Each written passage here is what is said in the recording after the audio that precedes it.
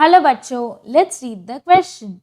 Discuss how the changes in forest management in the colonial period affected the following groups of people. Shifting cultivators, nomadic and pastoralic communities, firms trading in timber, forest produce, plantation owners, kings, British officials engaged in शिकार, hunting. तो question में हमें क्या पूछा जा रहा है?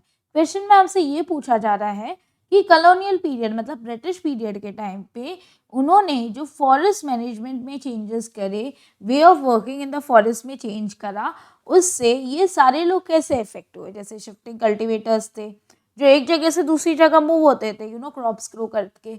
जो हमारे नोमैड्स थे, पेस्ट्रोलिट्स कम्युनिटीज़ थी, जो हमारे फर्म्स थे, जो टिम्बर फॉरेस्ट प्रोड्यूस में डील कर रहे थे, या जो प्लांटेशन ओनर्स थे, और जो किंग्स या ब्रिटिश ऑफिशियल्स थे जो हंटिंग करते थे. तो हम वन बाय वन इन सबको देखते हैं. तो जब सबसे पहले मैं बात कर रही हूँ तो मैं बात करती हूँ शिफ्टिंग कल्टीवेटर्स की. तो शिफ्टिंग कल्टीवेटर्स किसे कहते हैं? तो जो लोग शिफ्टिंग कल्टीवेशन प्रैक्टिस करते हैं उसे शिफ्टिंग कल्टीवेटर्स कहते हैं. What is shifting cultivators? जब आप एक जगह क्रॉप ग्रो करते हो, ठीक है, और आप वो जगह पे क्रॉप तब तक ग्रो करते हो जब तक वो जगह की फर्टिलिटी खत्म ना हो जाए. फिर आप क्रॉप एरिया क्लियर करते हो और उसको बर्न करके दूसरी जगह चले जाते हो, और ये साइकिल कंटिन्यूसली चलता है. उसे हम कहते हैं शिफ्टिंग कल्टीवेशन. अब ब्रिटिश ने क्या करा? ब्रिटिश ने शिफ्टिंग कल्टीवेशन पे बैन लगा दिया. उनने बोला इस तरीके से तो तुम सारे फॉरेस्ट जलाते जा रहे हो. ठीक है, नॉट ओनली दैट, उन्होंने फोर्स करा कि भाई अब है ना, आप ये तरीके से मूव नहीं कर सकते, आपको एक जगह सेटल होना पड़ेगा, सिविलाइज लाइफ जीनी पड़ेगी. जिस वजह से बहुत सारी कम्युनिटीज जो थी शिफ्टिंग कल्टीवेटर्स की, उन सबको डिस्प्लेस होना पड़ा. उनकी जो मेन प्लेस थी वहाँ से मूव होकर उनको एक प्रॉपर प्लेस में, एक कोने की प्लेस में, या एक डिस्टेंस प्लेस जहाँ वो कंफर्टेबल नहीं है, वहाँ उन्हें शिफ्ट होना पड़ा. नॉट ओनली दैट, बहुत सारे शिफ्टिंग कल्टीवेटर्स को तो अपनी जॉब भी चेंज करनी पड़ी. क्यों? क्योंकि अब ब्रिटिशर्स उन्हें शिफ्टिंग कल्टीवेशन प्रैक्टिस नहीं करने देना चाह रहे थे. तो how will they learn their livelihood? तो इसके लिए they started getting engaged in some other occupation.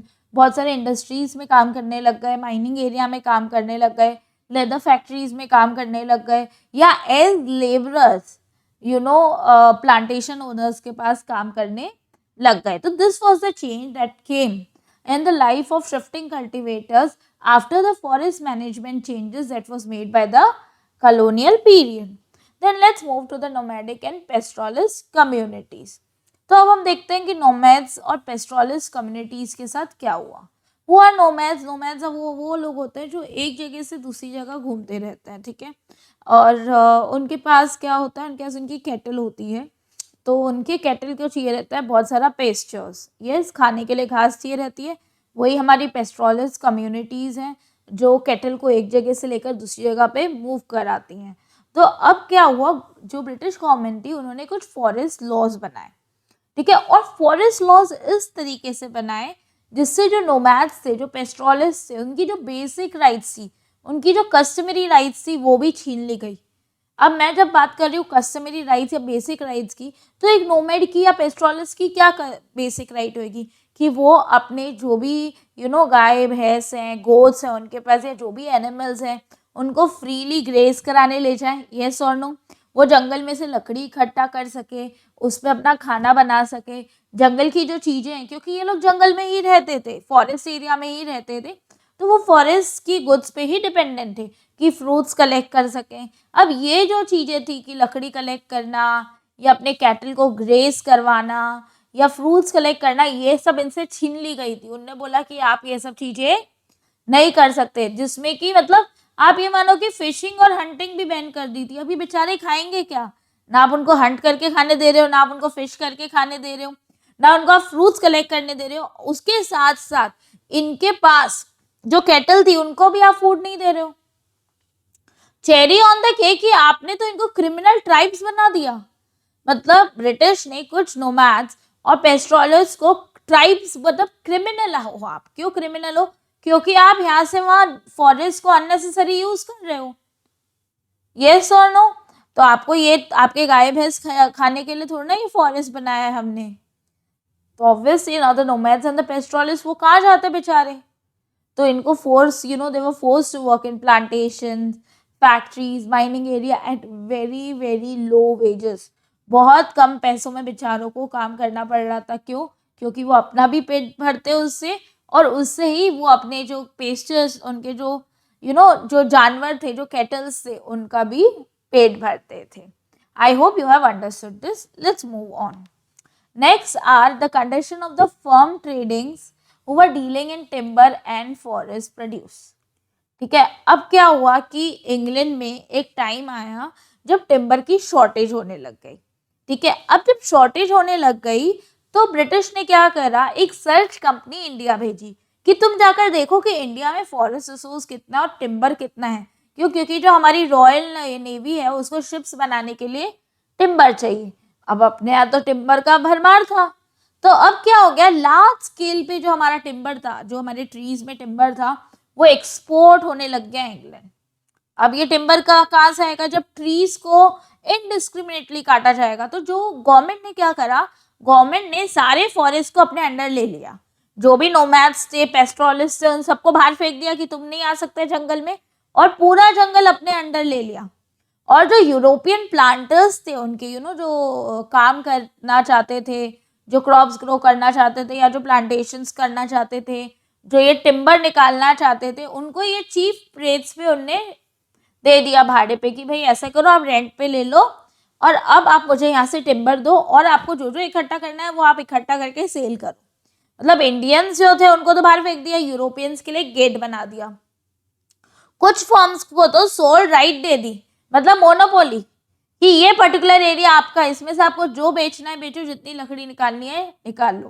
तो अब क्या हुआ कि इसमें तो जो कॉन्ट्रैक्टर्स थे उनकी तो बल्ले बल्ले हो गई, मजा हो गई। जो भी फर्म्स थी जो ट्रेड कर रही थी टिम्बर और फॉरेस्ट प्रोड्यूस में, क्यों? क्योंकि ब्रिटिश ने उनको एक ओपन हैंड दे दिया था, you can do what ever you want, जिसके वजह से दे अर्न ह्यूज प्रॉफिट्स। मगर उसके वजह से क्या हुआ, जो हमारी ट्रीज थी वो बहुत इनडिस्क्रिमिनेटली काटी गई, बहुत ज्यादा फॉरेस्ट कवर इंडिया का डिस्ट्रॉय हुआ। अब हम आते हैं next, that is plantation owners. ठीक है, बेसिकली प्लांटेशन हम किसको कहते हैं, सबसे पहले हम ये जानते हैं, जब हम लार्ज स्केल पे एक ही तरीके का क्रॉप ग्रो करते हैं फॉर कमर्शियल पर्पस, उसको हम कहते हैं प्लांटेशन। ठीक है, अब British they were very mean in this मामला। अब क्या हुआ, टी, कॉफी और रबर, इन सब की डिमांड जो थी वो फॉरेन मार्केट में, यूरोपियन मार्केट में बढ़ने लग गई।